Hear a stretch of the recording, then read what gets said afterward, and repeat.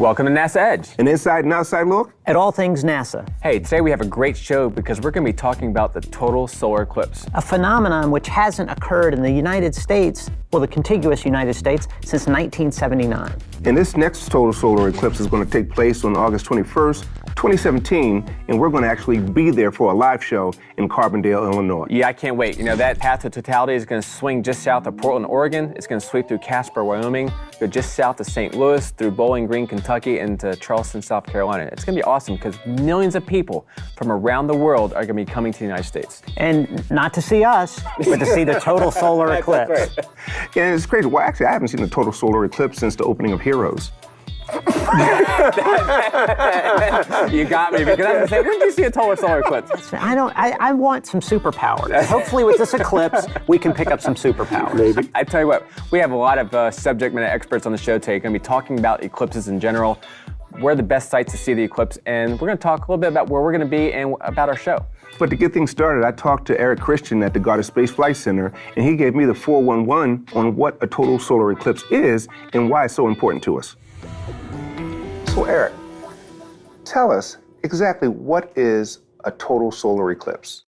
So a total solar eclipse is when the moon moves between the Earth and the sun so that it completely blocks the light from the surface of the sun.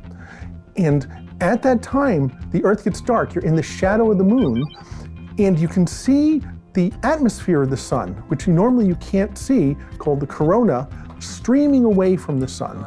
It's a really neat, in the middle of the day, you're seeing it dusk to dark on the ground. The animals react. It's just a really amazing situation. Now, Eric, how common is it for someone in the United States to actually view a total solar eclipse? So a total eclipse happens somewhere on the Earth at most twice a year. Most years only get one because of timing of where the moon is in its orbit. But somewhere on the planet, on the average of once a year, you get a total solar eclipse. But the shadow of the moon is actually pretty small. And so if you're just standing at one point on the Earth waiting for a total solar eclipse, it can be hundreds of years between when a total solar eclipse will happen. What's really neat about the 2017 solar eclipse is that even though the shadow is small, it goes right across the heart of the United States, from Oregon through south of St. Louis, all the way to South Carolina. And so even though it's only going to be a small part of the United States that sees the total solar eclipse, everyone in the United States is going to get at least a partial solar eclipse, and anyone who wants to can easily travel to the Path of Totality, to this line that the shadow takes across the United States. What is the Path of Totality? So the Path of Totality, there's a large region where the moon will only partially block the sun. We call that a partial solar eclipse. The region where the moon completely blocks the sun is pretty small, and that region moves at better than 1,000 miles an hour across the United States. So that's called the Path of Totality. That's where the path of the shadow of the moon moves as the total solar eclipse happens. So Eric, there are satellites in space that study the sun. Why is it important for us to do it from the ground here on Earth?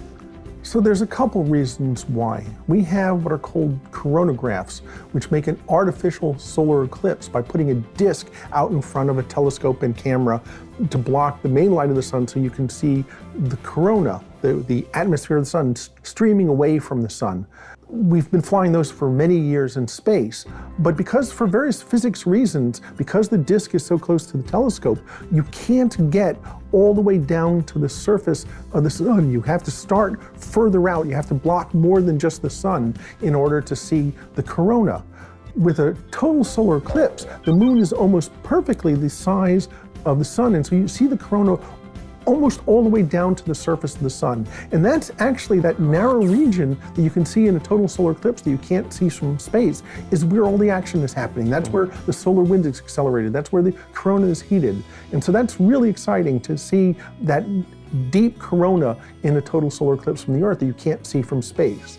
The other thing that's useful about a total solar eclipse on the Earth is that it's a great way to test instruments that are studying the solar corona without the expense of launching them into space. And so you can actually point at the solar corona look at it during the total solar eclipse. You've only got a couple minutes, and so it's a real rush job. But during those eclipses, you can test an instrument in a way that you can't until so you get a much better instrument that you can launch. Now, scientists have been studying eclipses for forever. And what different information do they collect when they see an eclipse one year after the other? So the sun is always changing. The sun is a variable star, and so that corona changes with time. The corona is millions of degrees, much hotter than the surface of the sun. And normally when you get further away from a heat source, you get colder. So the question of why the corona is so hot is one of the big scientific questions we have about the sun, and solar eclipses can help us with that.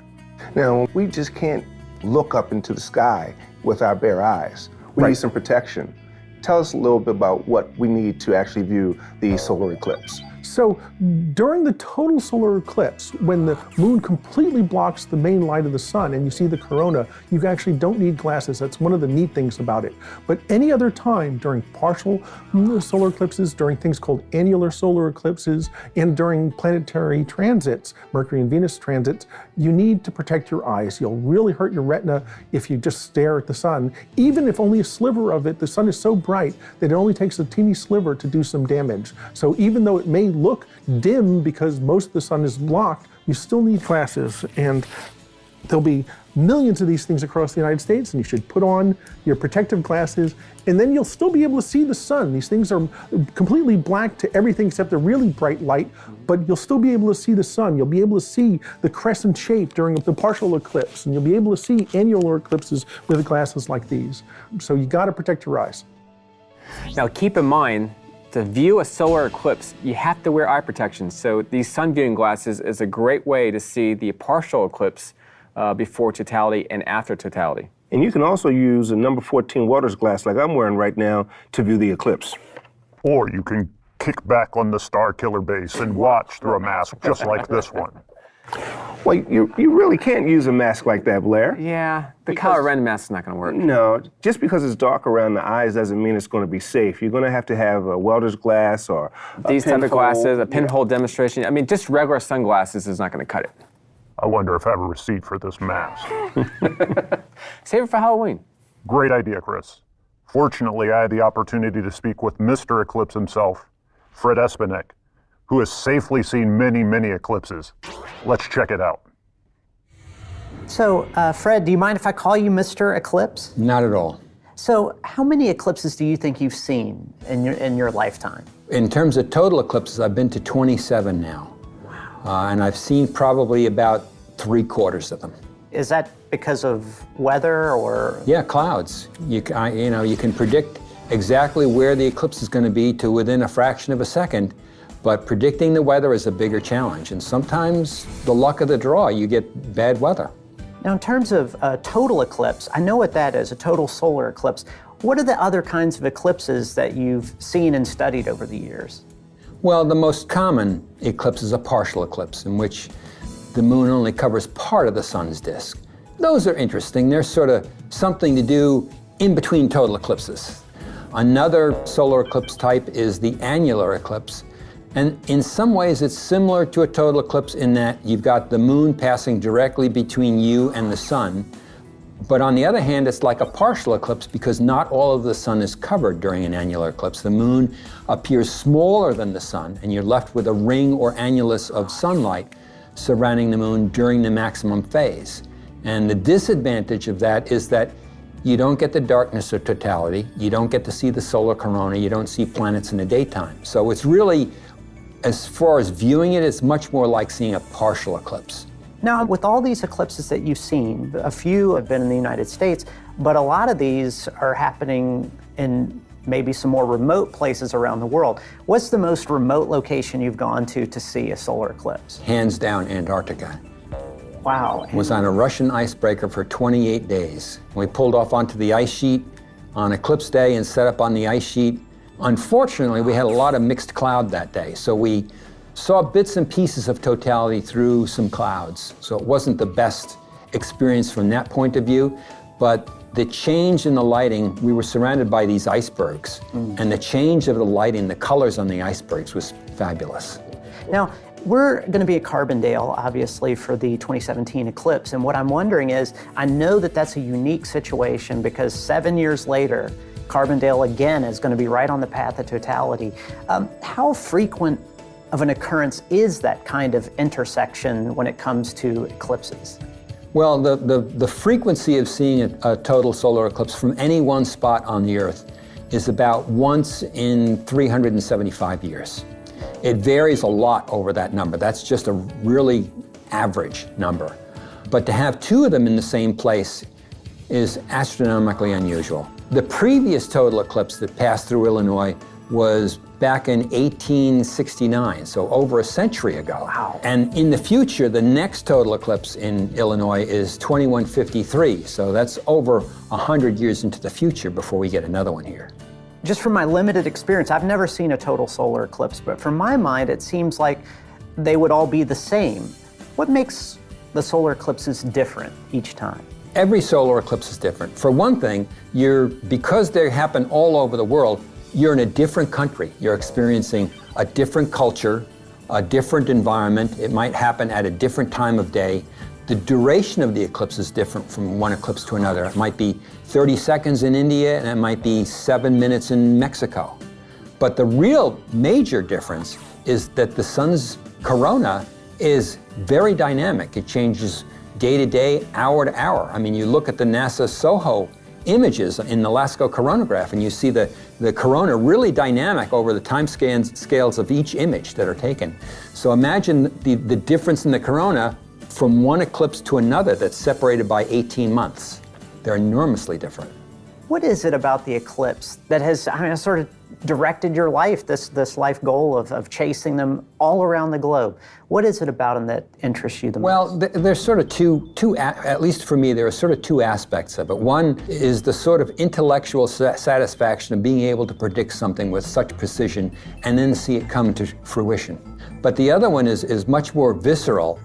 It's just the primal reaction of seeing the sun vanish in the daytime sky and replaced by this eerie twilight and the outflashing of the sun's solar corona, which is just the most spectacular, beautiful, natural phenomenon I have ever seen with the naked eye. It's just incredible. And no photograph, no video comes close to actually seeing it with your own eyes.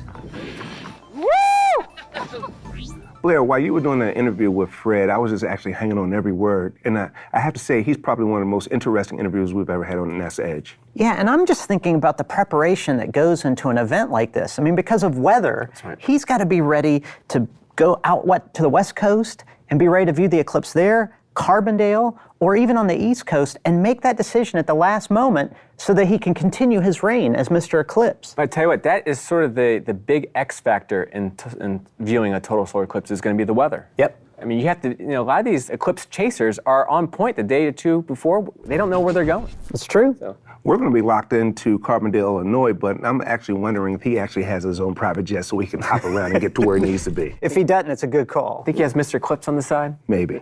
And speaking of being locked in, being in Carbondale at Southern Illinois University, Bob Baer, who is the co-chair of the Eclipse Steering Committee, gave us an invitation to actually come out and do the show there. And we were out there a couple months ago to check out the facilities, and we're looking for a big show there. And I had a chance to sit down with Bob and learn all about the activities that are going to go on. So Bob, you're one of many cities along the Path of Totality that's going to be covering the eclipse. What is Southern Illinois University going to be bringing to the table? So quite a bit. This is a really large area here in Southern Illinois, and the university is about 6 to 7 miles from the point of greatest duration. We're setting up a lot of different venues here. We've got venues that will be open to the public leading up to and the day of the eclipse. We're going to try to enhance people's experience when they come here. Now, we're expecting millions of people, not just in the United States, but from around the world to be flocking along the Path of Totality, from Oregon all the way down to Charleston. How are you going to deal with all these crowds coming to Carbondale? That's a really good question. So what we've been doing in our planning is we've been planning for what we think we can handle on campus. We're working with the city. The city's doing some of their own planning as well, but we're trying to tie it together so that it works well. But give the people who are coming here a place to go. Let them, in some cases, reserve tickets for some of the venues so that they know that they have a spot. We're working with the hotels through the area, and as well as with the state property, the parks, the state forests, the national forests. There's a lot of people from those organizations today to take part in planning. Are you going to offer programs for your students to be able to do any scientific research with the eclipse next year? The main one here is the Citizen CATE experiment. Okay. And that one, as you can see, we have one of the telescopes here today from that. We got involved in that a couple years ago while it was still being formed somewhat. I was working with Matt Penn, who's the PI of that project, and I went with one student from SIU to Indonesia. I went with a physics undergraduate named Sarah Kovac. Okay. And Sarah's leading a good-sized group of students here. They'll be doing a workshop here at this conference tomorrow and continuing this through this eclipse as well as beyond, we hope.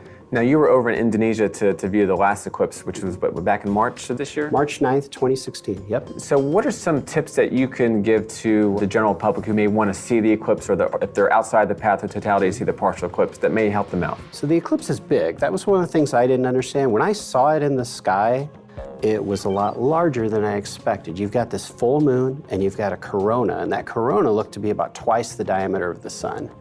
So you don't need a telescope to see that. You can see a full moon naked eye, and you can see that corona naked eye, and that's the only way you can see the corona. There's a sunset effect that you get 360 degrees around you, so if you have some open space anywhere around you, you can see that sunset. If you have a lot of open space, if you're up on a high elevation, the sunset's all around you. And that sunset, those colors fade in and fade out. For people who are nature lovers, you've got all these cool sounds coming in, like the frogs, the crickets, all the animals that come awake at night come awake during an eclipse. And it gets pretty loud. In Indonesia, that got very loud where we were at. We had tropical birds just going crazy around us. And then depending on the place you're in, like for Carbondale, we're gonna have the crowds here. I'm really excited to see this with a large amount of people, to hear the roar of the crowd, to see the reactions of the people. The partials, eclipse glasses are great, projection methods are great, and as you get close to totality, those high percentage partials, like say a 90% partial, when that light comes down through the trees or through a hole, like a pinhole, or even you can hold out your hands and you can see the diffraction patterns on the ground. You can see little shapes of the eclipse on the ground as you get to 90% and above. So there's lots of cool things kids can do during the partial as long as they're supervised. If I had some advice for people who are going to take pictures of the partials with proper filters. That's great. That's a lot of fun. You've got like an hour to do that in. But once totality hits, you really need to be looking at totality and just enjoying it. Once you have totality and that moon is blocking the disk of the sun, you can pull those glasses off and see the corona. In fact, you have to, right? Because if you're still wearing the glasses, that's right. You won't be able to see anything. But then that's where the time comes in, because I think for us in Southern Illinois, I think it's like 2 minutes and 40 seconds for totality. But once you approach that 2:40, you got to put those glasses back on, because once you see the sun again, I mean, it could damage your eyes. Yeah, it's very important. And what's also interesting, in addition to all these events and the safety, it's not even just limited to that particular weekend. I had a chance to talk to Emily Stanley from the Girl Scouts, and they're planning several STEM activities to help prepare the Girl Scouts and others for the science behind the eclipse. Let's check it out.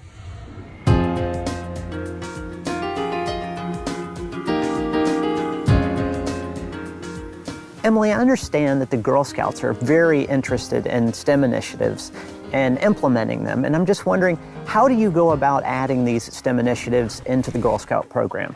Well, we really like to incorporate all things girl-led. So girls choose what they do, and then we want to make it hands-on, because we found research-wise that girls learn better. So all our activities are hands-on, girl-led, and then they cooperatively problem solve, which, as you probably know, is important for today's working society too. That's awesome, and what a great place. I mean, being out here, you can just imagine all the science that goes on out here. What are some examples of some things that you do now for STEM with the Girl Scouts? And Girl Scouts of Southern Illinois, we have two very strong initiatives, the Outdoor Adventure Initiative and the STEM Initiative. And it's great when the two marry together, and we have a lot of environmental education. Girls get to sample water, to look at water quality, look at the flora and fauna in the camps and the areas that they're outdoors. And then with the STEM Initiative, we like to take it a little step further and have microscopes out and dip nets, and then they can classify the animals. We also like the water quality aspect because there's an opportunity to introduce a lot of chemistry. Yeah, now, how are you going to incorporate some of these themes for the upcoming eclipse into this STEM initiative? Well, we're really, really excited because we're going to have some space science badges ready by next year. Our national office is currently editing those. I think what we're going to do from a council perspective is we're going to marry the outdoor and STEM initiatives, and we're going to get the girls outside and active during the day, appreciating the planet they live on. And then perhaps in the evening do some more astronomy work, and then we're going to do some like hard science where we're looking at the rover function and programming robots that help us explore extraterrestrial areas. These are really great initiatives and activities that you're planning. How do you get them involved in all the individual groups? Do you have to train leaders? Are they already trained? How does that work? Well, as you can imagine, in 40.5 counties and 13,000 girls, we have to rely on some very dedicated adults, and we're very fortunate. We have about 4,000 dedicated adults in our council, and they go through basic leadership training, which is incorporating how to use our curriculum, our core curriculum, and our badges. And then we have a lot of little extra trainings on telescope and GPS, and we have Sky Scouts to help them navigate the night sky with the girls. As far as we have resource kits, the leaders can check out, which has a printed curriculum and everything you'd need to do. So do science experiments in your troop or out at camp, which is ideal. We do get to beta test a lot, which is a lot of fun. That's what we call it, right? Beta test. I got to go on a beta test this weekend. It's just fun play at work. Yeah, it's great. So a lot of times we'll test out the experiments, which makes for a very interesting kitchen scene in our core office. But it becomes a lab, right? It does. It really does. Awesome.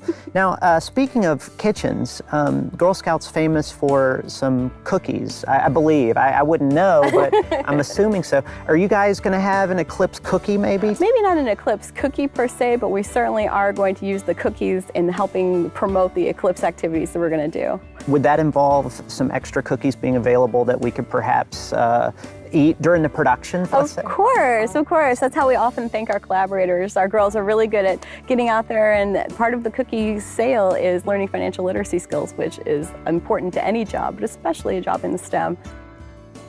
You know, Baer, I'm really glad you had a chance to interview Emily, because education, especially at the kids that age, it's extremely important to understand the science aspects of it. And what a great way for the Girl Scouts to give back to the community and understanding just what a total solar eclipse is. And that's what makes this whole event so unique, is the Girl Scouts will be prepared to enjoy this eclipse. And maybe some of them will be able to enjoy the one in 2024, 7 years later as well, but it's such a unique event. You know, I was a Boy Scout when I was growing up in Baltimore, and we didn't have an opportunity to, view something like this. So, for kids coming around these days to have the opportunity through the Girl Scouts and through NASA Edge and through what we're, producing, I think it's great for the kids. Now, were you able to bring back some Girl Scout cookies? No comment. But you know what? It's also interesting that it's not even just stopping at the Girl Scouts. Right. One of the cool things about an event like this that we know about so far in advance is there's lots of citizen science going on. And one of the things that I'm really interested in is the Citizen CATE experiment, where they're actually going to use telescopes across the country to gather data about the eclipse. And I had a chance to sit down with Penn, and who's organizing the event, to find out exactly what's behind Citizen CATE. Now, Matt, you're working on a very cool project for the eclipse called Citizen CATE. Tell me all about it. Right, so the Citizen Continental America Telescopic Eclipse Experiment, or Citizen CATE experiment for short, involves a network of telescopes across the country. And we're going to have a spectacular eclipse coming across the country, but at any one site, you can only see the corona during totality for maybe 2 minutes. What we'd like to do is to study the corona for a much longer period of time. And by stringing together a network of sites and merging that data, we'll be able to make a movie 90 minutes long showing the corona. So you guys are making a film kind of like Orson Welles with Citizen Kane. You're Citizen CATE. Rosebud, Missouri is actually a town that's in the Path of Totality. So in the park in Rosebud, Missouri, at around noon, people will see the corona for about 2.5 minutes. It's an opportunity to name the program and have several different twists that work really well. Is your movie going to be in black and white? Because I love black and white. Yes, it will be in black and white. We have monochrome cameras. Now, how are you going to get these observations all along the path of totality. Right, it's going to be a challenge. Certainly we don't have enough solar physicists in the country to man these locations with scientists. So we're reaching out to volunteers, people who do amateur astronomy as a hobby, or people in school who like astronomy, or teachers, with the added bonus that the idea is we'll give them the telescope and the equipment after the eclipse. So the eclipse is something that they'll participate in, it's cutting edge research, and then afterwards they can take the telescope home and continue with astronomy research at night. Now, are you obligating them to provide data for the rest of their lives? If you give them a telescope, then they've got to report into you, or is this really just one of those inspirational things? You know, speaking with the people here at the meeting, you understand that they're just driven. They're motivated. This is their passion, to look at the skies. And so I'm not really going to have to, encourage them or make them sign a contract. These are people who are going to go out and use the telescope at night just because they love to do it. So I think this is the best way to deal with the resources of the telescope after the eclipse. Now, would this only apply to amateur scientists that are in the path, or would anybody be available if they could travel? Oh yeah, so we have across the country about 100 or 150 people volunteering who have hotel reservations and are going to be at the eclipse and just want to be involved in the project to take data. Another benefit is that the data that will be collected will be used for cutting edge science, and those people will be involved in the publications and they'll be cited, their contributions will be cited properly. So if I were able to participate in this program and I collected some observations and data and you used it scientifically, would I be able to receive an honorary doctorate in some kind? Because I'm really looking to get into the scientific community. If I had my own university and could do that, I would certainly give you a degree. But people will be acknowledged in a respectable way in the publications and the research that comes out, yes. Thinking of this movie that you're going to construct with this data, you have to train these people to actually capture the data well. How do you do that? Yeah, there are some things that are a little bit complicated. First, setting up the telescope is going to be a little time consuming. And then we have about an hour's worth of calibration data before the eclipse, where people have to be following, we hope, a pretty simple script to take the calibration data, to turn the data just from pictures into real science quality data. So we're going to have some training sessions, and right now we're working with 4 student groups at different universities and training them to become the trainers for the 2017 event. Now, if this is successful, do you anticipate replicating this program and perhaps taking an additional step in, say, 2024? Yes. The interesting thing about this is it could also be a test case for the 2024 eclipse. That eclipse has a longer duration, which means we can collect more scientific data. And it's also exciting because it involves the entire North American continent. So we can go from Mexico through the United States and Canada. It'll be a real international affair. And we're looking forward to having another project building on what we learned from 2017. So it's kind of a global citizenship for Citizen CATE in 2024. Exactly. There are many programs. Astronomers Without Borders is one of those programs that does astronomy around the globe. And a total solar eclipse doesn't care what country it crosses. It's just going to cross the Earth. It's a nice way to unite people from different countries and have a shared experience with the sun and the moon. Matt's project is really interesting. I really can't wait to see the data and the images from the citizen scientists across the country when they put it together to make that film. Yeah, I totally agree with you, Franklin. If we weren't doing the live show, it would be cool to pick a spot along that path of totality, get one of his telescopes, collect the data for Matt and his team, and then we would be, a part of history. When are we going to talk about harvesting the sun's power for my egomaniacal purposes? Man, we're not talking about harvesting the sun. We're here to observe the beauty of the sun during the total solar eclipse. And get some science out of it. I'm just trying to get my money's worth out of this mask. You're watching NASA Edge. An inside and outside look at all things NASA. Dude, aren't you too short to be Kylo Ren? Really? We gotta break into the short jokes? He's on 2 apple boxes. I'm sitting in a chair. Come on now. I mean, what was he, like? 6'1". What? You ever seen a 5'4" Kylo Ren? Come on, man. Well, are there any 5'5" characters in Star Wars that you can think of? Jawas. Really? Jawas? Bad call. I'm taller than they are.